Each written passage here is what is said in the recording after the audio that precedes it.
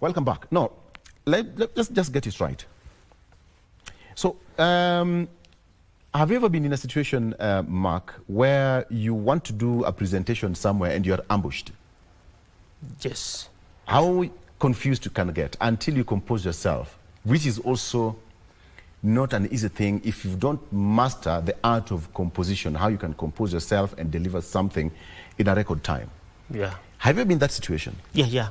It's a situation which is which one finds himself or her in.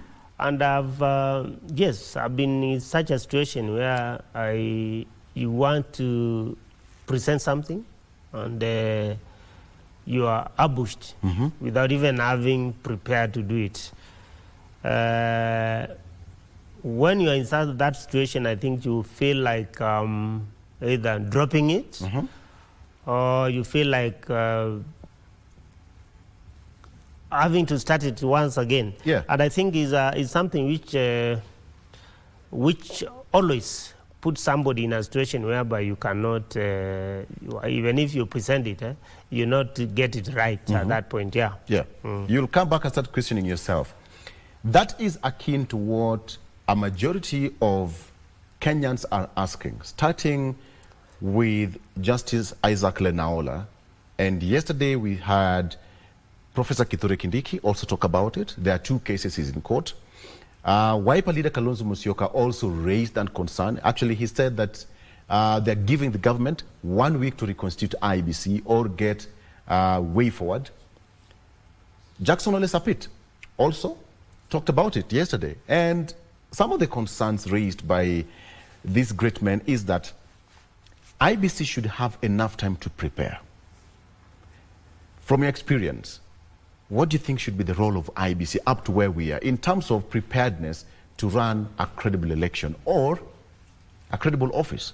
Sure. I think the IBC is a commission which is very important for any fair, free and fair elections. And IBC is mandated to clean the electoral system, is supposed to do new registration for those who have attained 18 years and above. It's also supposed to have to set offices across everywhere so that they can be well prepared for the elections. And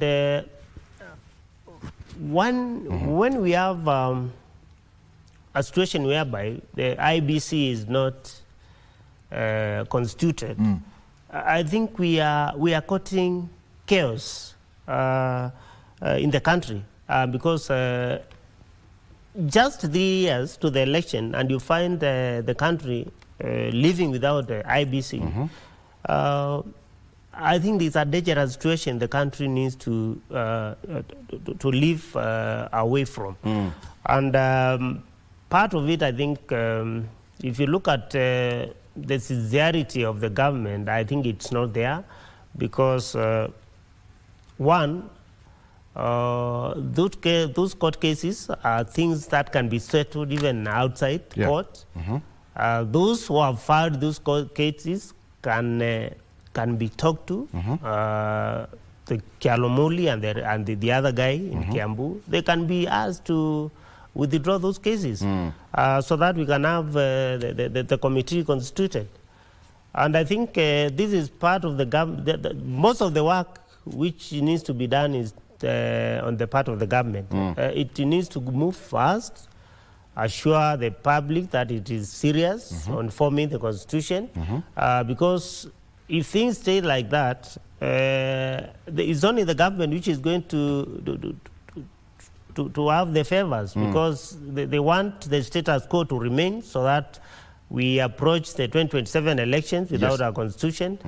That to be compromised, which should not be the case, because that can be very dangerous to the country, because we've been there before. You remember sometimes in 2008 when the Kligra report was released, one of the recommendations was never allow a country to go more than 2 years to the election without a commission. Yes. So we need to have a new constitution as early as yesterday so that they can start preparing for the elections. One of the things which has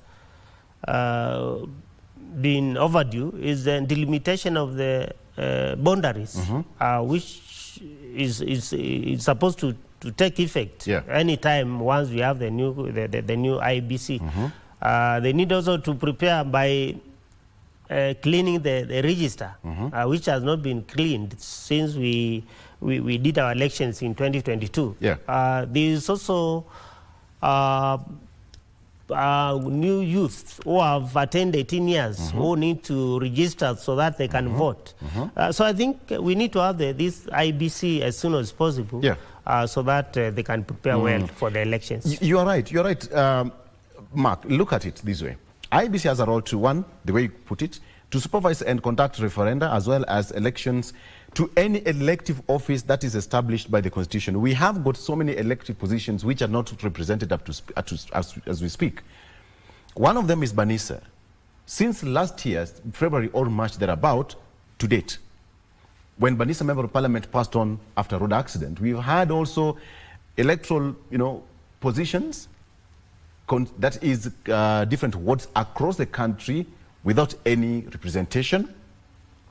IBC also carries out any other elections as prescribed by Act of Parliament, any other election prescribed by Parliament. It also ensures continuous registration of the Kenyan citizens. The keyword is continuous registration.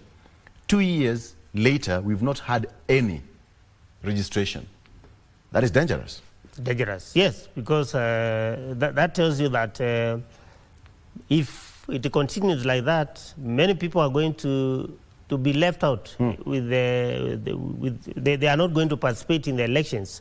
That is dangerous because you are denying these people their right to elect their leaders who they want to put in office. So I think the government needs to go away from the talk about the court cases and do what is necessary because the country needs this IBC as soon as possible without any delay. Yes. Yeah. Because if the one role is to ensure continuous registration of Kenyan citizens as voters, we have a number of people who actually have attained the age of 18 who are supposed to be registered. And that now will bring a lot of strain on the face of IBC. They need to train voter observers. They need to train clerks. Yes. They need to train the officials in constituencies, in the counties, across the country, so to speak. And if you don't have IBC in place, that is why, voter registration should be a continuous process so that you keep on updating that register. Another one is to keep revising the voters' roll. Sure. Yes. The last time we revised the voters' roll was I think 2021. And without revising the voter roll, I think we are courting disaster because we don't even know those who are eligible to vote. Yes. Yeah, without the register. We don't even know the number of the registered voters because some have died and those who have died need to be expunged from the register, and have new ones registered. So there is quite a lot which the IBC needs to do once it is constituted. There is also, as you have said, the issue of training these clerks who are going to clean that register. There is also the issue of appointing those who are supposed to be overseeing the election, the presiding officers, the returning officers. And these are things which are done early enough by officers who have been trained also to do the exercise. Because you can't put a commissioner in office let's say it's a month to the election, and you expect him to elect or to appoint the right people in terms of the clerks and the presiding officers. So I think it's a challenge, and it's something which is all like-minded people should come together and find a solution so that we can have those commissioners in office. Yeah. Mark, listen to this. IBC is also responsible for delimiting constituencies as well as wards. That time lapsed long time ago. Yes. Constitutionally speaking. Constitutionally, delimitation is supposed to be done in every 10 years. Yes. And 10 years, I think, passed in 2022. We are supposed to have new constituencies. We are supposed to merge others. We are supposed to have new wards and merge others. This can only be done by a IBC commission. And you know, when they put that law of delimitation of boundaries in 10 years, it's because in 10 years period, you have new voters who have attained 18 years. The population grows, and some other issues come up with others migrate. Yes. So you find is something which needs to be done so that we can find out whether we are going to have new constituencies, whether we have to have new wards, so that our people can be well represented. Yeah. One is, again, another one is it regulates the role, the models used by the different political parties to nominate their candidates for any election. A crisis in the looming because IBC do not have members who are eligible to be a member of a political party. They do not have a complete list of registered political parties in the country. We have got new political parties in the country which are soon being formed. Some are already formed, but IBC do not have that list because IBC in itself is not in place. So now you are in office, you have got a few months to go to an election, you have got deadlines to meet. First of all, do you start with the delimitation of boundaries? Do you start with cleaning the voter register? Do you start with, registering new voters in the country? Do you start, with registering or training IBC officials across the... But one thing is money. They'll start talking about, we don't have enough money, we don't have this and that. So it regulates the models, the modes used by different. The keyword is moderate the mode. We have got several political parties in the country. So how will these officials, the commissioners, come in office and start, running around working on these modes? Yeah, sure. There is a lot of work for the commissioners. And if they are nominated or they are appointed in some few months to elections, I think that will be causing crisis because even the commissions themselves will require some training so that they can have, or rather they are conversant with the running of the commission. And I can see a situation whereby some of the things which need to be done are going to be deferred. Things like the limitation of the boundaries. I don't think they will have enough time because immediately they are put in office, the first thing they need to do is to prepare for the 2027 elections. And the most important thing is about the election is you clean the register because, as you know, elections are fair when the process is also fair. So we need to have a process whereby we are going to have all those things done, cleaning the register, registering others, appointing new the clerks who are supposed to do the registration. And I think, as I've said, I don't think they will have enough time for delimitation of the boundaries because that is something which needs to be done. It cannot take less than 2 to 3 years. And here we are, just 2.5 years before the next elections. So I think the work is cut out. The work is cut out. the commissioners who are supposed to be appointed. Great. Look, it also settles all electoral disputes with an exemption of the cases of electoral petitions or any other case that comes up after the declaration of the results of any election. Okay.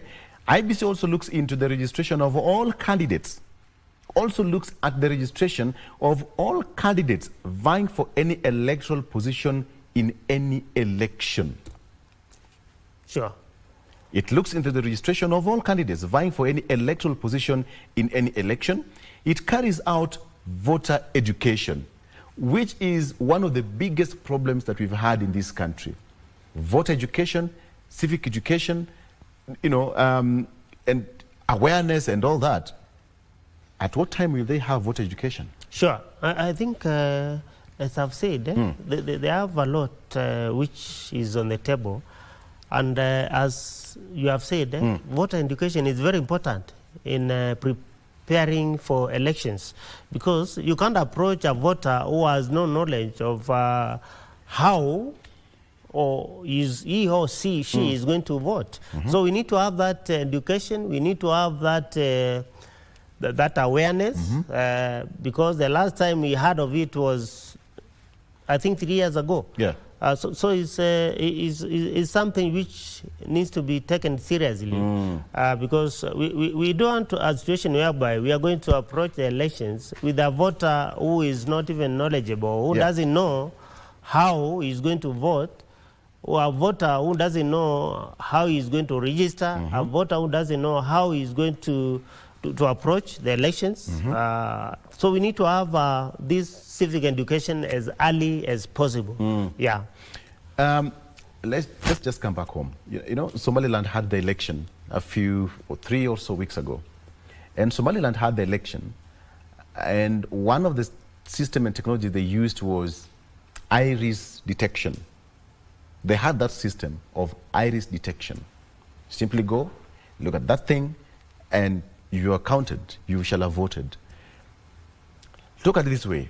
IEBC observes, evaluates, and monitors all elections. It regulates the amount of money spent on elections by a party or an individual. Mark, let's come back home and talk about the preparedness of an electoral process. What system are we going to use? Are we going to use the manual register, the Mlolongo way, which was used way back years ago? Which system are you going to use? Fingerprints? Is it the thumbprint? Is it the scanning of the iris? What system will IEBC use? Again, if you're going for an election, the procurement of the electoral materials is also something to be looked into. We had election just 2 years ago, which a number of cases were contested. Either some of the processes were tampered with. Isaac Lenaola also talked about the issue of some of the system going down. And he did not expound so much on that. But from the way he was speaking, my take home was the system was there, yes. But these systems are prone to be tampered with. Is IBC in place to make sure that everything is tamper-proof, is secured? The system, everything's stored in the cloud or in a different country or something? According to me, IEBC has a lot of work to do, but there is no time. Sure. I think our preparedness on elections every now and then has always been not up to standard. Yes. And IBC, as we have said, there is a lot which, once it is put in place, needs to be done. And one of the things is, you remember in 2022, we had an issue with the procurement of the election materials. And things of procurement are things which need to be done early enough. Yes. So that we don't have that. Who is the supplier? Yeah. What are we going to use? Yes. Who is going to be printing the ballot papers? Yeah. There's a lot. There's a lot. Yeah. The distribution of electoral materials, what is the budget, and so much more. We also need to have time so that we can decide on which system we are going to use. Because we've tried manual, which has not worked for us. We tried Mololongo during Moi's time, which is not democratic. We need also to go further and do electronic voting, as we saw in America. Within 12 hours, we could know who was winning. Just our neighbors here, you've just said it, Somaliland, they did it. Yeah. So I think those are the things, once we have the new commissioners, which the public should be put into a conversation to decide on which type of election system we are going to use. Because we need to go with the technology so that we can do away this thing with this thing of the server and the rest. We want to have the winners being announced within a day after going to the voter, to the voting office. But Mark, we all know, does it happen in a day? Supreme Court judges will also have some work to do. Yes. I think that's why Isaac Lanaola is also judge of the Supreme Court, also raised that concern that, you know, we have to prepare, and having that independent commission in the country is also vital for the running. Again, last but not least, IBC ensures that individuals and political parties develop code of ethics and conduct, which is important. Many political parties will come. Some of them will be registered. We have got so many political leaders who will also be vying on different political parties. Some of them will jump from their current political parties to another. What are the regulations? What are the timelines? What are the codes of, you know, of ethics and conduct of any political party? Who should be eligible to register as a political party? The number of registered members of that political party, etc., etc., etc. And lastly, IBC also looks into compliance with the legislation when dealing with the nomination of candidates. Something that was almost being brought during the impeachment of former Deputy President Rigathi Gachagua, where the IEBC was responsible for the nomination of Professor Kithure Kindiki to look into the compliance of his nomination. I mean, it almost came out during that court hearing. Remember? Sure. Yeah. I think it came out because Kenyans knew there was no IEBC. Yeah. And for you to be appointed to an office of Deputy President, there are some processes you have to go through, and one of them is to be cleared by the IBC. So up to now, we don't even know whether he was cleared by IBC or who cleared him. But we understand the courts allowed him to be sworn in. So I think it's an issue because, as we have said also, you know, in Kenya, anything is possible. Even the electronic filing system in the court. But I think we need to run away from that mentality that in Kenya everything is possible. We have to follow the rules. Because as much as we want to follow the rules, there are some other people somewhere where they think you don't even need to follow the rules. So I think that's why I'm saying everything in Kenya, you never know. But overall, we need to have that commission in place because from all the roles, just but a few, that commission is important in the day-to-day running of the country. We've had several electoral, you know, count. We have Banissa and some other wards in the country which do not have any representation because members of those different constituencies passed on or otherwise. And we do not have, all those people do not have representation as we speak, and the only body mandated to carry out registration and election in those bodies is IEBC. This goes back now to the political class. Wanjiku will wait for the political class to do its work. Wanjiku will be waiting for IEBC to do education. Wanjiku is waiting for IEBC to tell her how he or she is going to vote. Wanjiku is waiting to hear where he or she will vote, where there are new polling stations or polling centers. Now this has go back to the political class. But the political class is that we have got court cases.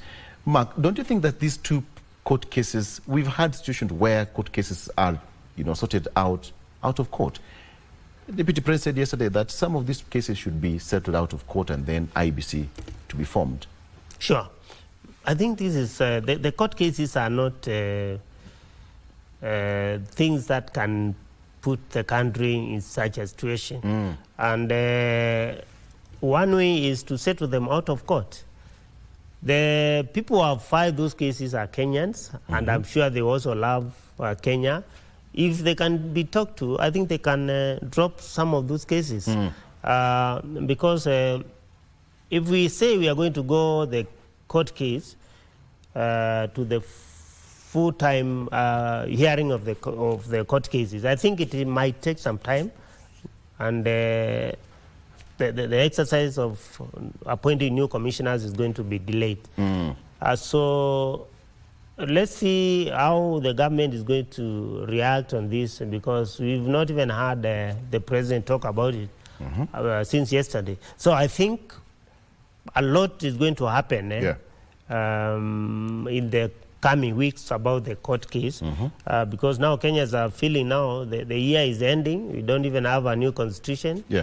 Yeah, some people want to form parties, others want to join other parties, and we need to have that constitution so that even those areas which need some by-election can be filled, so that those people can have their representatives in county assemblies and National Assembly.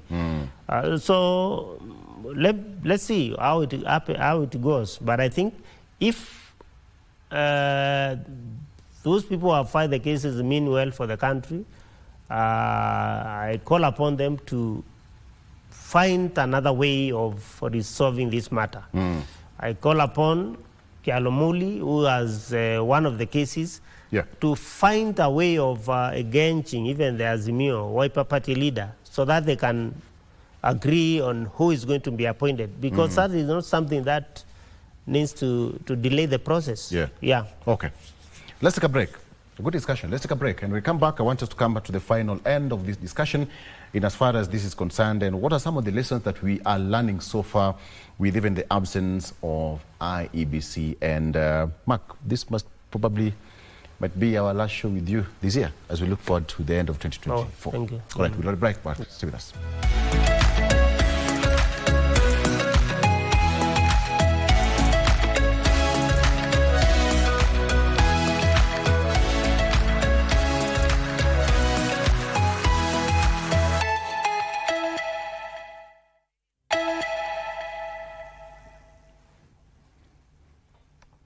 All right, welcome back now to the final end of this discussion. We've been talking about the issue of IBC. Now, let's come back and now stream it down to the voices of reason. When you had His Excellency Kalonzo Musyoka speak about it, we had Anglican Archbishop Jackson Ole Sapit yesterday also raising the voice about the reconstitution of IBC. And it started with the Judge of the High Court, of the Supreme Court, I beg your pardon. That is Isaac Lenaola, raising that concern.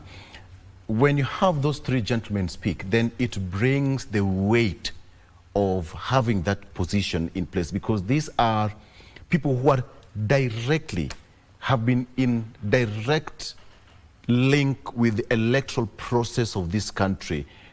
Kalonzo Musyoka is not a stranger in Jerusalem when it comes to elections in this country. The church, led by Archbishop Ole Sapit, also church plays a key role.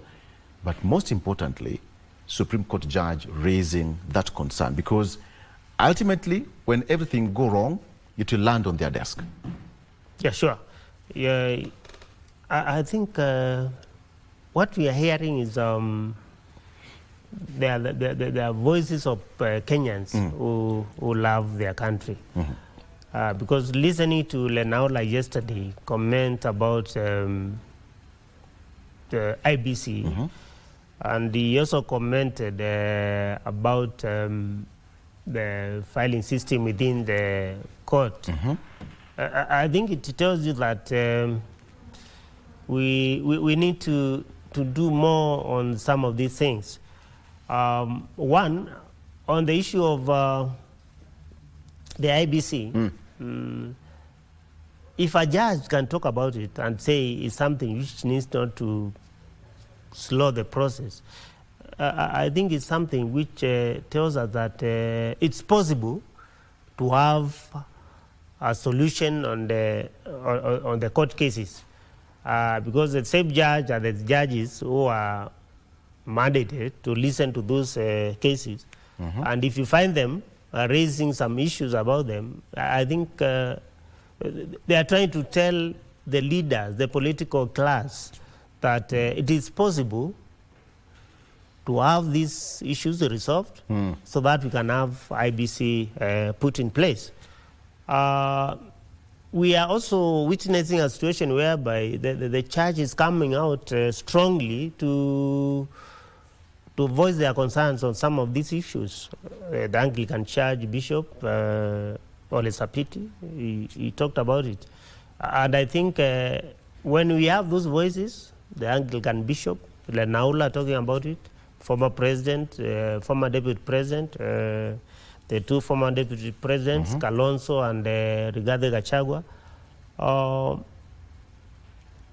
we need to have a lot of pressure on, because I think the government is not doing much about it, and they need to follow up on the matter, talk to those who are concerned, find a lasting solution so that our country can have an IBC commission in place.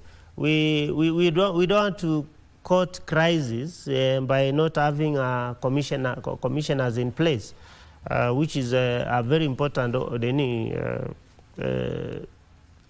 issue for the elections of 2027. So I think, as I've said, we need to hear more from the president himself. He is the CEO of the country, and he knows how to handle this matter, because the best way to handle it is settling the case out of court. So once again, I'm calling upon Kialomoli, who is my friend, to think about it and see how he can... he's your friend? He's my friend, yeah. Oh, okay, all right. Where is the director? We've gotten a very good opportunity. His friend. Where is this camera? Camera 5. Camera 2. Please talk to him. He is your friend. Please talk to him. This is a national television.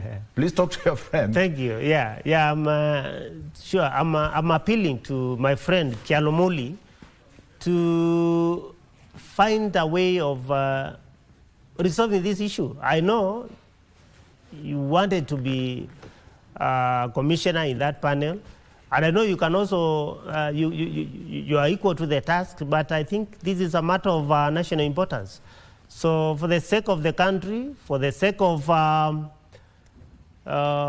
people, just drop the case and have Kokimuli take over as the commissioner. We don't want to have issues with our country whereby we are going to be the people, we are going to be the people delaying the process. So Kialomoli, I know you are my friend, and I know you mean well for the country.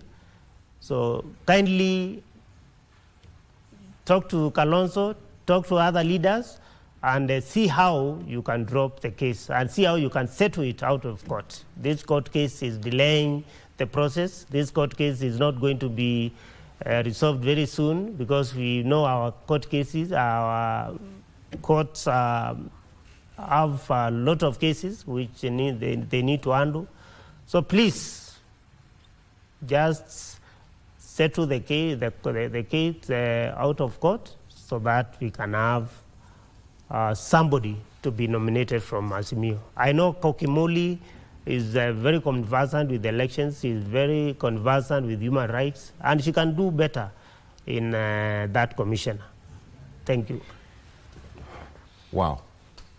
I had to tie my button on that note. I had to. Do you know why? Chalomuli, your friend has talked to you. He is a friend of yours, and you're one of the petitioners in this case. We're yet to find another petitioner who filed that petition representing the people living with a disability at a Kiambu court, but you've heard it from your friend. If you love this country, based on what, again, the Deputy President, Professor Kithure Kindiki, said yesterday, this issue can be settled out of court. You can give Kenyans a good Christmas. I mean, Chalo, Aiwe, Wano, you can give Kenyans a good Christmas gift as we head to the Christmas. Thank you so much. I want to give you 2-3 minutes. What has been your best moment of this year? Thank you. My best moment this year was, there are quite many. Give me one or two, three. Yeah. Randomly. Yeah, one was, of course, crossing over to 2024. All right. Was a great moment because not many crossed over to this year. So that was one of my moments. The second moment was seeing Gen Zs storm Parliament and demand that the finance bill be dropped. Was that your best moment? That was my best moment because what do you mean? I've never seen something like that in my life in Kenya. So I think that was my best moment because it changed the way things are done in Kenya, the way things are soft in Kenya. That is one of the moments. And my worst moments, I think, was also on the same. Seeing young Kenyans, young citizens of Kenya, being shot by police for just asking for accountability and asking for good governance. I think that was my worst moment, seeing those kids in the streets being shot. Which was not the right thing to do. Yeah. All right. Great. To the people of Kenya, thank you so much for being a part of this show the entire year. Mark has been quite instrumental. His insightful remarks, his insightful analysis on the political analysis and current affairs in this country is something to be admired. Thank you so much for being a part of this show, Mark. It has been a very good journey. And yes, we are, this perhaps is going to be our last show with you, not on KBC. I have to be clear, with you this year.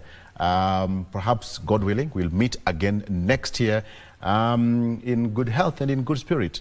Thank you. The people of Kitui, you want to say hi to them? Yeah, to people of Kitui, I want to say you have Merry Christmas and have a fruitful new 2025. Yeah, I hope you are going to have blessings and you are going to enjoy the Christmas and the new year as it comes. Be blessed, and I hope God is going to give you blessings and blessings all through. Thank you. Thank you very much.